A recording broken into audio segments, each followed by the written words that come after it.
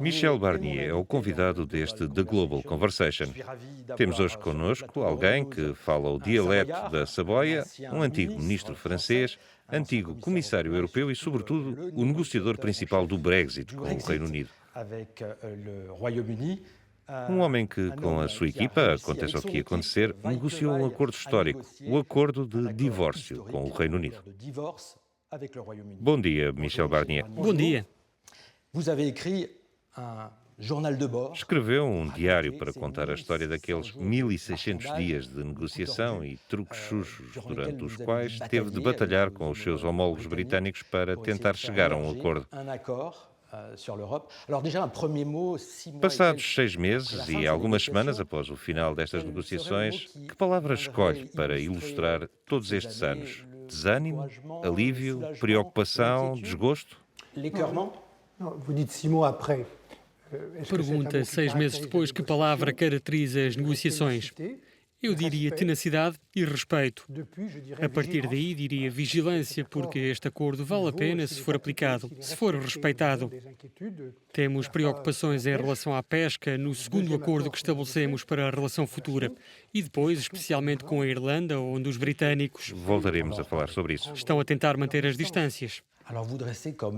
O senhor faz uma série de retratos, por vezes pouco lisonjeiros, dos seus homólogos. Podemos, por vezes, sentir que está bastante aborrecido com as mentiras, os golpes baixos, a forma de evitar as verdadeiras questões que importam. Entre todos estes retratos, todas estas personalidades que conheceu, quais as que lhe deixaram as piores recordações?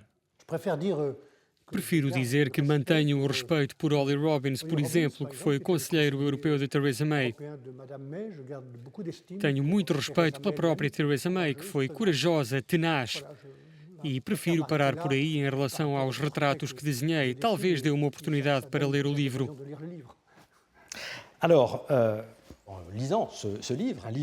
Ao ler este livro, intitulado A Grande Ilusão, Diário Secreto do Brexit, fica-se com a impressão de que hoje nada acabou, que está a começar, que na altura em que os termos do Brexit estão realmente a ser aplicados, ainda vamos ter de esperar para ver. E sabemos que nas últimas semanas já houve fricções. Houve a Guerra das Salsichas com a União Europeia sobre a questão da fronteira entre a Irlanda do Norte e a República da Irlanda. Falámos da Guerra da Lagosta em Jersey com os pescadores franceses. Isto é apenas o começo? É o começo de uma nova relação com um país que partiu, que queria partir.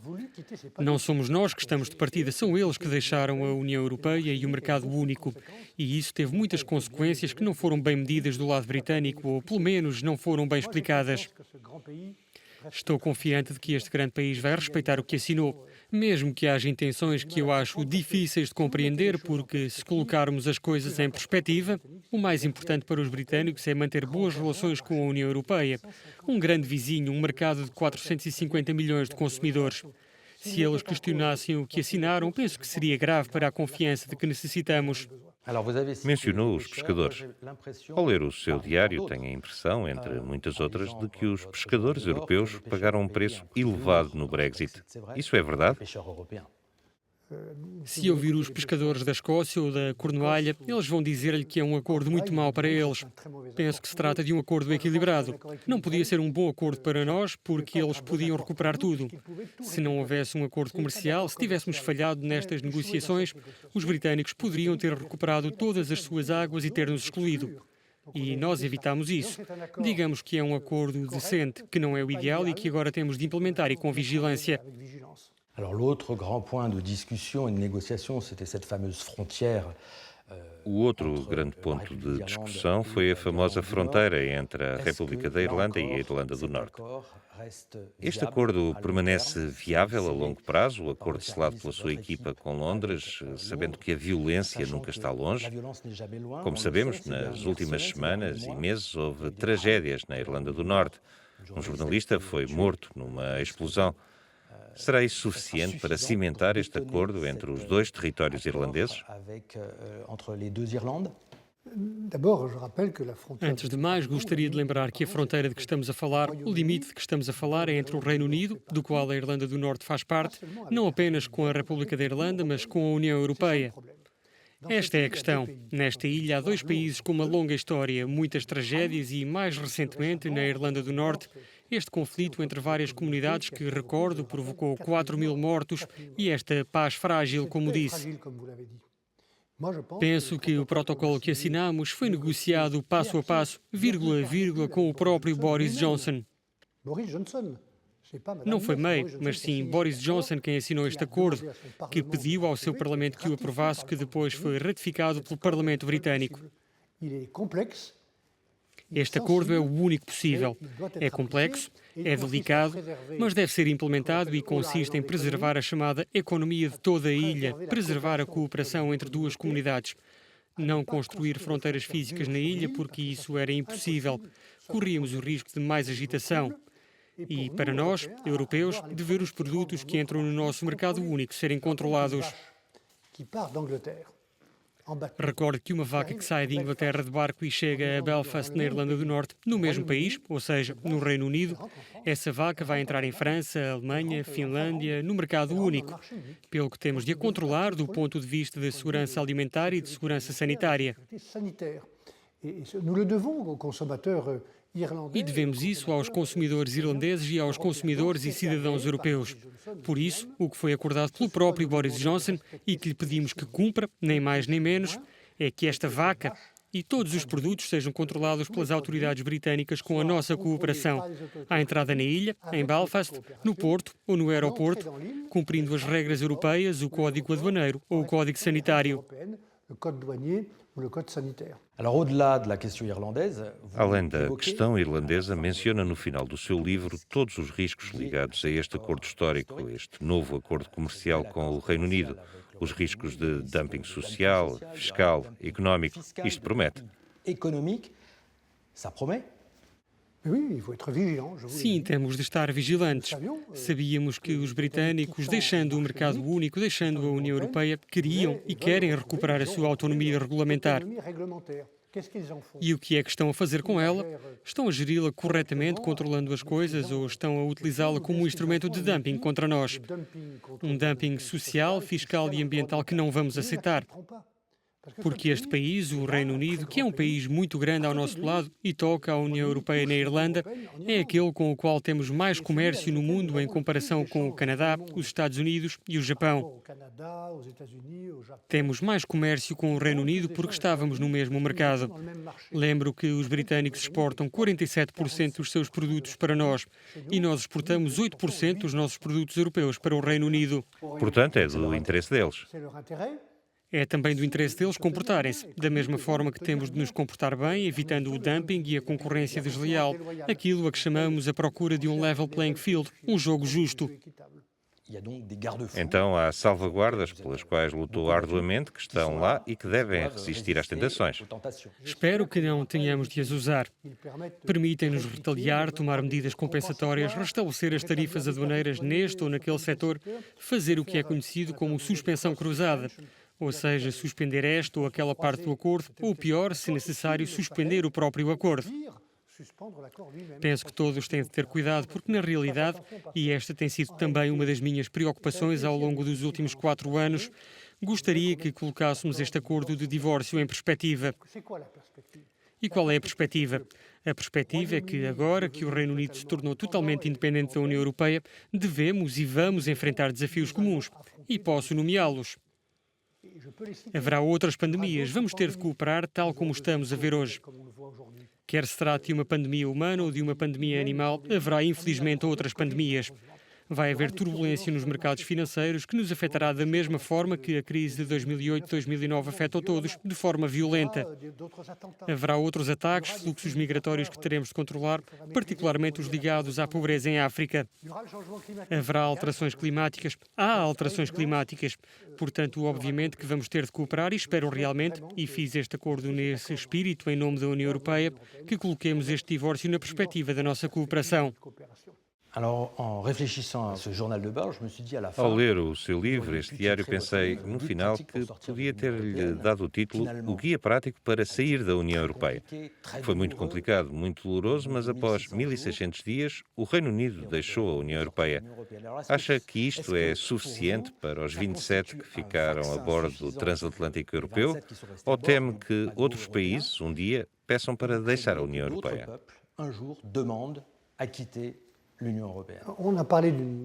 Falou-se de uma negociação com sucesso. Não sei se podemos falar de sucesso quando falamos de um divórcio, porque o divórcio é sempre negativo.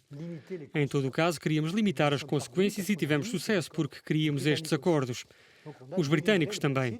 Implementámos o Brexit, mesmo que nos tenhamos arrependido. E nisto respeitámos a vontade de uma maioria de cidadãos britânicos que se expressaram a 23 de junho de 2016. Penso que nesta negociação, que foi muito longa e muito transparente, graças a Jean-Claude Juncker, que me autorizou a praticar a transparência total, contámos tudo sobre a negociação e isso vem no livro. A todos, sobre todos os assuntos, ao mesmo tempo, e fizemos-lo durante 4 anos. Foi isto que criou a confiança e a chave para a união dos 27. Pelo menos todos puderam ver, incluindo os sindicatos com quem me encontrei, os empresários com quem me encontrei e os parlamentos nacionais de cada país, onde fui a audiências públicas em 2 ou 3 ocasiões. Todos puderam ver de uma forma pedagógica o que implicaria uma saída da União Europeia. Penso que isso explica, em parte, porque é que a Sra. Le Pen em França, ou o Sr. Geert Wilders ou o Sr. Salvini, que agora apoia Mário Draghi em Itália, já não falam em deixar a União Europeia. Mas é preciso estar atento. Penso que temos de ter cuidado porque vai haver sempre o mesmo nacionalismo a querer quebrar a União Europeia. O Sr. Farage disse-me que queria fazer explodir a União Europeia. Não temos de agradar ao Sr. Farage. Contudo, existe também um sentimento popular que tem sido expresso e que existe da mesma forma em muitos dos nossos países europeus, em muitas das nossas regiões, que é um sentimento de exclusão, de já não ter futuro, de já não ter emprego, de serviços públicos insuficientes, de imigração mal controlada. Todos estes sentimentos populares não são populismo, são sentimentos populares que existem em profundidade. Em França, vimos de novo nas recentes eleições, como em muitos outros países. Portanto, temos de responder a isso. Temos de mudar o que precisa de ser mudado em Bruxelas. Menos burocracia, mais reciprocidade no nosso comércio, menos ingenuidade, a vontade, tal como tem sido expressa há 2 ou 3 anos, de investir em conjunto, contraindo empréstimos em conjunto, de ter uma política industrial europeia, uma política industrial digital europeia. E depois há respostas em cada capital e também em cada região. Está a falar do futuro. De facto, foi iniciada uma conferência sobre o futuro da Europa. Trata-se de uma grande consulta aos cidadãos. Acha que realmente vai levar a mudanças importantes? É sempre importante ouvir os cidadãos e ver como se expressam no Reino Unido e também nos nossos países.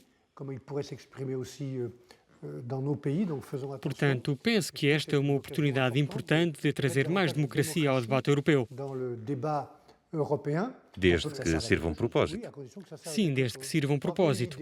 Por exemplo, havia a ideia de voltar a fazer esta conferência e que eu gostaria de ver implementada em França, mas talvez fosse melhor fazê-la a nível europeu, para fazer uma avaliação de todas as políticas e competências europeias desde o início, para ver se ainda têm o mesmo valor acrescentado. Ainda é útil ou necessário estarmos juntos em determinadas áreas ou poderíamos voltar a confiar nos Estados-membros? Em algumas áreas, sim. Nesses casos, precisamos de explicar porque é que precisamos de estar juntos. Por exemplo, no comércio, na concorrência, na agricultura, no digital. Estes são assuntos em que temos de estar juntos. E depois há talvez áreas como a saúde, onde devíamos estar juntos e não estávamos. Isto também teria um valor educativo e democrático. Depois será preciso fazer outras mudanças institucionais. Fizemos muitas. Temos tentado muito nos últimos 15 anos.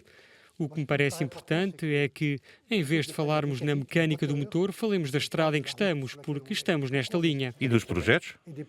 E dos projetos. Com o Pacto Ecológico, com a resposta às alterações climáticas, que é fundamental, que vai mudar tudo em França, nos nossos hábitos de cultivo, transporte, construção e comércio, na ambição digital e industrial que temos de recuperar, no mercado único, no centro do qual temos de voltar a colocar as pessoas para lhe dar uma dimensão mais humana. Há muitos desafios. Temos de olhar para o mapa do mundo tal como ele é e olhar para este mundo de olhos abertos. Neste mundo há potências, Estados continentais que podem ainda ter esperança em nós, mas que já não esperam por nós. Peut-être encore nous espèrent, mais ne nous attendent plus. Há os Estados Unidos, dos quais somos aliados, mas aliança não significa lealdade. A China, a Índia, o Brasil e a Rússia. Como é que nos sentamos à mesa com eles? Estamos à mesa? Essa é a questão. Est-ce qu'on est à la table? Existem hoje áreas no mundo tal como ele é, e temos de dizer a verdade, onde nós europeus temos de estar juntos. Caso contrário, tornamo-nos subcontratados e sob a influência da China e dos Estados Unidos. Pardonnez-moi de revenir un peu plus De terre à terre. regresso às notícias europeias, uma lei húngara fez manchetes, uma lei considerada homofóbica por muitos e que causou um tumulto no último Conselho Europeu, de tal forma que o primeiro-ministro dos Países Baixos até falou da Hungria, dizendo, e cito, com esta lei, os húngaros não têm nada a fazer na União Europeia. Rien à faire dans l'Union européenne. Alors, la Hongrie n'est pas la seule. Il y a la E Pologne. a Hungria não é a única.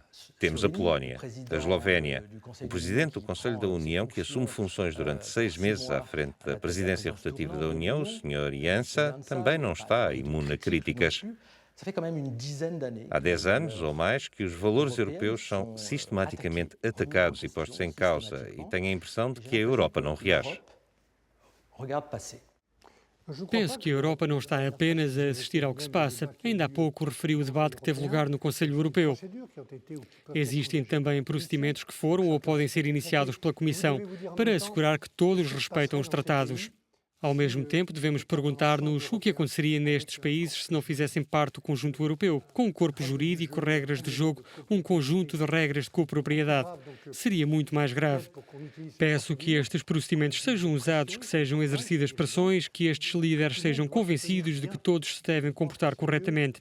E penso que é melhor manter o diálogo, forçá-los, convencê-los, do que deixá-los de fora.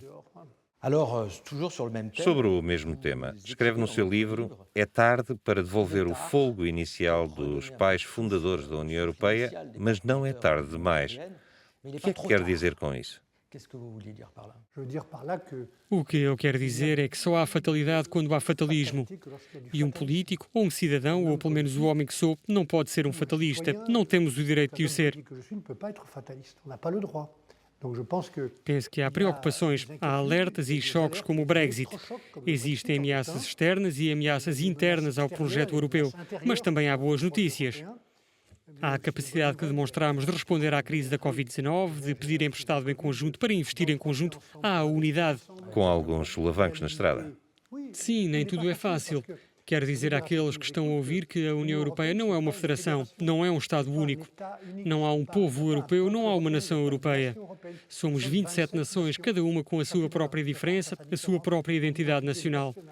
Agarramo-nos a elas e, no entanto, trabalhamos em conjunto, partilhamos em parte os nossos destinos e as nossas políticas. Não pode ser fácil. O preço a pagar para que a Europa se una sem ser uniforme é aceitarmos uma certa complexidade do sistema europeu. Temos de explicar isto àqueles que nos estão a ouvir. Et c'est E compliqué. é complicado. C'est É ce o que qu'on tentamos essaie de fazer faire dia avec após dia nos na Allez, Euronews. ma dernière question, une question qui Última aussi à pergunta. votre livre. Vous terminez ce Termina este livro ouvrage com uma par conclusão résolution muito pour virada l'exemple para os français. franceses. Vous présentez, Apresenta um projeto politique. político. Ma question est A simple, minha on l'a pergunta posée é déjà simples plusieurs fois, e mais já lhe fizeram est-ce que várias vous vezes. serez Está interessado em participar nas primárias do seu partido, os republicanos, tendo em vista as eleições presidenciais dentro de 10 meses? élection présidentielle dans 10 mois? D'abord, ce livre a une conclusion qui n'est pas seulement française. Este livro tem uma conclusão que não é apenas para os franceses, é a conclusão de um político que se orgulha de ser francês, patriótico e europeu. Ce livre va être publié Só para informação daqueles que nos estão a ouvir, este livro será publicado em inglês a 1 de outubro, em espanhol a 15 de setembro e também em grego e romeno. ce récit puisse Estou feliz por este testemunho e esta história poderem ser conhecidos e lidos em todas ou quase todas as línguas europeias. Sim, vou participar no debate presidencial. les idées. Eu sou um político, tenho energia, ideias, ambição e a capacidade de ser útil. Ainda não posso dizer-vos onde e como, porque tenho de verificar que na minha família política tenho esta utilidade. Esta é uma resposta séria a uma pergunta muito séria que está a fazer. Para mim, não chegou o momento de dar a resposta, mas estou a preparar-me. Estou a preparar-me seriamente porque é preciso ser sério numa eleição como esta e eu estarei lá. Michel Barnier, je vous remercie.